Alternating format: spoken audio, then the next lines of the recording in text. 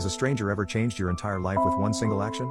When I was little, I grew up in a very bad household, and because of this I was a very shy and awkward kid with no social skills. I was only in first grade, but I already felt like an outcast, spending my lunchtimes alone and being sad about how the other kids had so much fun playing with each other. This combined with coming home to angry alcoholic parents who punched holes in walls made me a pretty depressed kid, and I truly thought of myself as a loser. But then one day this girl changed my life. It was lunchtime and I was sitting alone on the grass as usual, when this classmate of mine, who was also a loner, came up to me with a flower in her hand.